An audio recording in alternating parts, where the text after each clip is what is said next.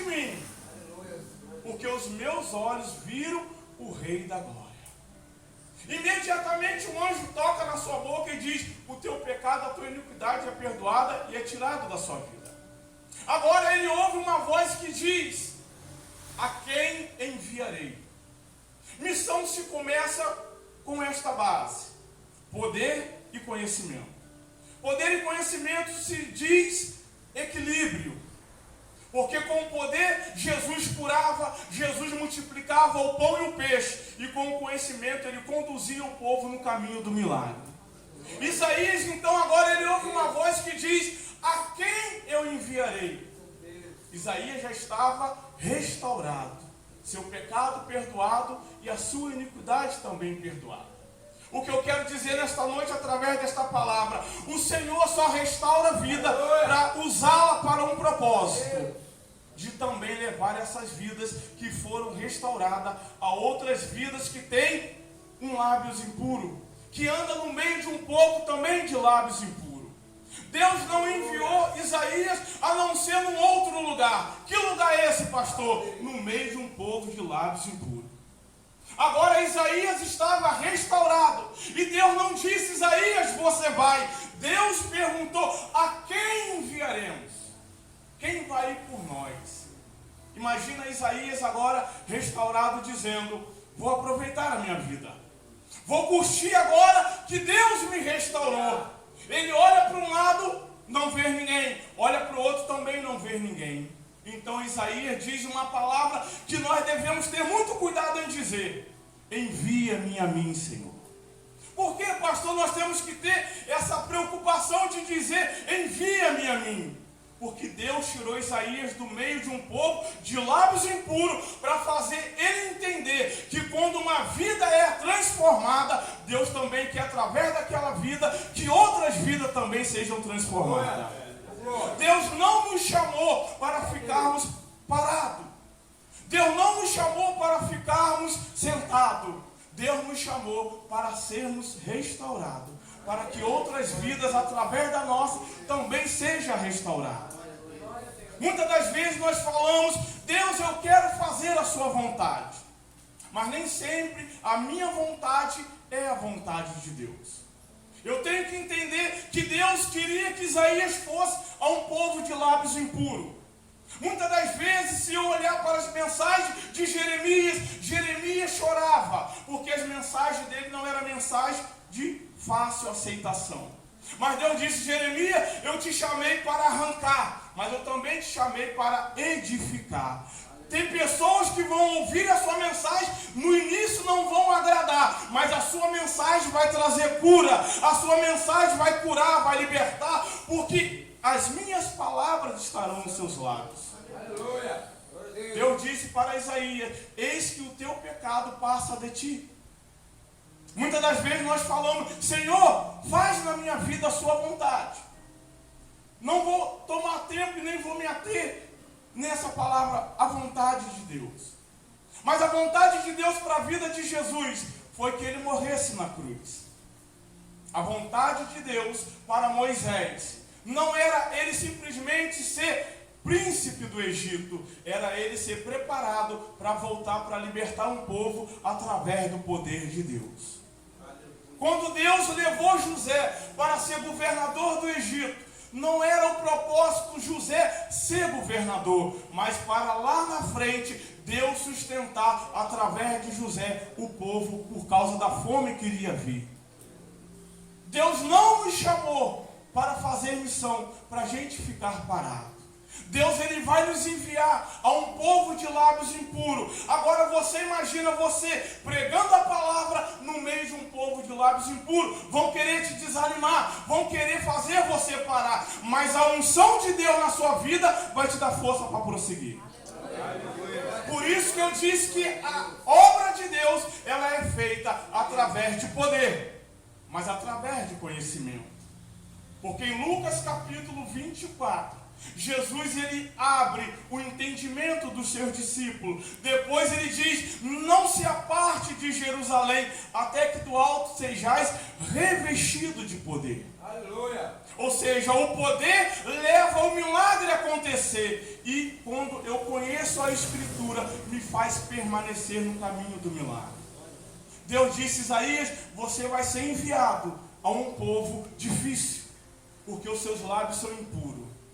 Você vai falar de amor, vão falar de ódio para você. Você vai falar de vitória, vão falar de derrota. Você vai falar de fidelidade, vão falar de infidelidade. Mas é no meio desse povo que eu quero que a minha palavra resplandeça, porque a Bíblia, ela afirma que onde abundou o pecado, superabundou a graça. No Brasil, nós somos mais de 200 milhões de pessoas. Se a gente for dividir entre católico, espírita, evangélico ou cristão, há um número bem significativo de cristão. Mas eu quero dizer que Pedro, com uma mensagem, mais de 3.000 pessoas se converteram. Se nós cristãos tivéssemos uma mensagem como a de Pedro, se um homem levou 3.000 almas a se renderem aos pés do Senhor. E por que isso, pastor? Porque Deus o enviou a um povo duro, a um povo de lábios impuros. Pedro disse, vocês mataram Jesus, vocês crucificaram, mas eu sei que vocês fizeram isso na ignorância. E o que eu faço, Senhor? Arrependei-vos, porque o reino de Deus está próximo.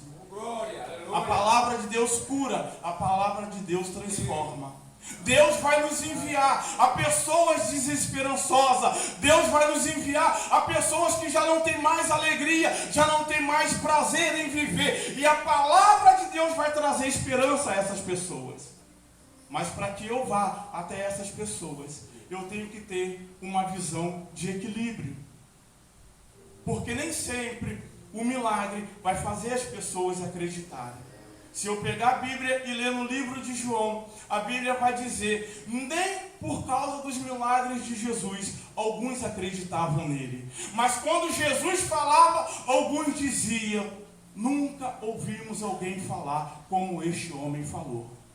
Por quê, pastor? Porque as palavras de Jesus eram espírito e vida. E quando nós levamos a palavra de Deus, nós estamos levando vida para os doentes. Nós estamos levando vida para quem está morto. Deus diz, a quem enviaremos por nós? Isaías diz, eis-me aqui, envia-me a mim.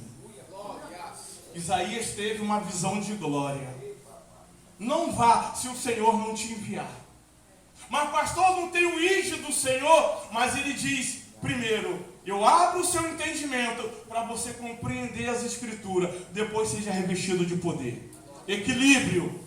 Equilíbrio fala poder e conhecimento. O poder, nós levamos as pessoas a ver a grandeza de Deus. E o conhecimento faz as pessoas permanecer na presença de Deus. Porque o mais importante não é você ser curado. O mais importante é você chegar no reino dos céus. Porque é uma palavra que diz, é melhor entrar no reino com uma perna do que com as duas perder a salvação. É melhor entrar no reino com um olho do que com os dois perder a salvação. Eu quero dizer que nem todos serão curados. Eu quero dizer que nem todos alcançarão o mesmo milagre. Mas o conhecimento da palavra vai te levar a chegar no reino de Deus. Se você for curado, glória a Deus. Se você não for curado, continue glorificando ao Senhor.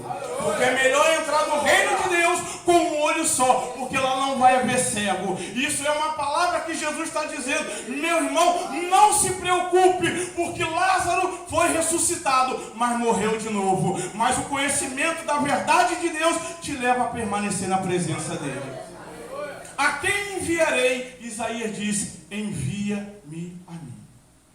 Muitas das vezes nós queremos, Senhor, faça a tua vontade na minha vida. A vontade de Deus na vida do seu filho foi que ele morresse na cruz. E muitas das vezes a gente acha que a vontade de Deus somente é nos levar aos caminhos e às águas tranquilas. Muitas das vezes a vontade de Deus é nos levar para o deserto. Jesus, quando saiu do Jordão, o Espírito Santo o impeliu para o deserto, porque essa era a vontade de Deus. Estevão viu o céu aberto quando estava sendo apedrejado. Jesus na cruz, rodeado de ódio, ele preferiu amar. Essa era a vontade de Deus. O poder de Cristo na igreja é que ela fale a verdade, pois tem um louvor que diz: teu reino é firmado na justiça, na verdade e na fidelidade. Nós somos conhecidos neste mundo por falar a verdade. Nós somos conhecidos neste mundo por ser íntegro. Quando Deus elogia Jó diante de Satanás, ele diz: você observaste o meu servo Jó, porque ele é temente porque se desvia do mal. Ele é íntegro nos seus negócios, ele é um homem fiel. E isso é o poder de Deus na sua igreja. Poder de falar a verdade, poder de viver a verdade da palavra. Passará céu e terra, mas a palavra de Deus não vai passar. A quem enviarei? Envia-me a mim. Como nós fazemos missão? Com equilíbrio, poder e conhecimento da vontade de Deus. A Bíblia quer que a igreja ela vá alcançar as nações, mas no poder de Cristo, o poder que leva para os desesperançosos, dizendo: eu fui restaurado e a sua vida também pode ser restaurada. Como o apóstolo diz, Jesus está voltando. Não enterre seus talentos. Ele não te deu o Espírito Santo para você falar em línguas. Ele não te deu o Espírito Santo para você cruzar os braços. Ele te deu o Espírito dele para você falar para aquele que não tem esperança, a esperança para você. Ele te ungiu para você trabalhar. Ele não unge para a gente ficar parado. Porque no passado ele ungia rei, profeta e sacerdote. E todos exerciam um trabalho para o Senhor. Então Deus ele quer que a sua igreja trabalhe nesses dois pilares: conhecimento e poder. Conhecimento e poder. Conhecimento e poder. Eu louvo a Deus pela vida do apóstolo, por essa igreja, porque é uma igreja que tem manifestado o conhecimento e o poder de Deus. É uma igreja que tem caminhado nesses dois pilares, conhecimento e poder de Deus. Pastor, mas poder não é suficiente? Não somente o poder, porque o diabo ele tem poder, nem por isso ele deixa de ser diabo.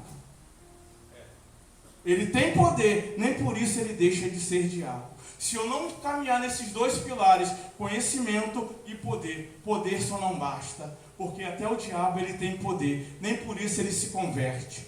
Mas o que transforma a vida das pessoas, e conhecereis a verdade, e a verdade vos libertará. Quem o Senhor pode enviar? Aquele a quem ele abre o entendimento para conhecer as Escrituras. E ele te reveste de poder e ele te encaminha. Isaías diz: envia-me a mim. Eu quero que você seja consciente quando você falar isso para o Senhor. Porque muitas das vezes isso vai te custar um preço que você vai ter que chorar. Mas você vai preferir agradar a Deus. Antes de eu passar novamente para o apóstolo, você mesmo sentado, eu quero convidar você a meditar nessa palavra. Você está disposto a morrer por Cristo? A Bíblia diz: onde é o Espírito do Senhor, ali há liberdade. Se você não estiver disposto a morrer por Cristo, você ainda não está preparado para fazer missão. Se você não está disposto a morrer por Cristo, você não está preparado para fazer missão. Porque a igreja ela crescia na perseguição, mas era a igreja que via o poder, o mover de Deus na sua vida. A igreja não tinha medo de morrer, porque já tinham passado da morte para a vida. Se você ainda teme, você ainda não está preparado para fazer o que Jesus quer que você faça. Porque Ele quer que a sua igreja vá além das quatro paredes. Ele quer que a sua igreja vá a um povo de lábios impuros. A um povo que mesmo está sendo apedrejado, Ele diz: Senhor, não lhe impute esse pecado. Perdoa eles, porque eles não sabem o que faz. Amém, pessoal? Ser testemunha não é você contar uma bênção que Deus fez na sua vida. É você dizer como Paulo: completei a carreira, guardei a fé. Você então vai estar pronto. Porque se você é uma pessoa que você não gosta de ser perseguido, você não está pronto para a missão. Se você é uma pessoa que você não está pronto para ouvir calúnias contra você por causa da fé, você não está pronto para a missão. Porque a igreja, ela morria por causa da fé. E muitas das vezes ela abria mão de algo por causa de Cristo. Muitas das vezes hoje nós queremos muito e não queremos abrir mão por causa de Cristo. Jesus, ele diz na sua palavra: se você negar a si mesmo, você está pronto para a missão. Poder e conhecimento.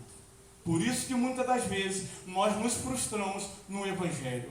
Paulo diz: eu não me envergonho desse Evangelho, porque ele é o poder para aquele que crê. Porque esse poder mudou a vida daquele fariseu religioso. Mas quando ele teve um encontro com a verdade, ele disse: já não vivo eu, mas Cristo vive em mim. Aí ele começa a dar uma relação: açoite, prisão, fome, naufrágio. E ele diz: mas em todas essas coisas somos mais que vencedores.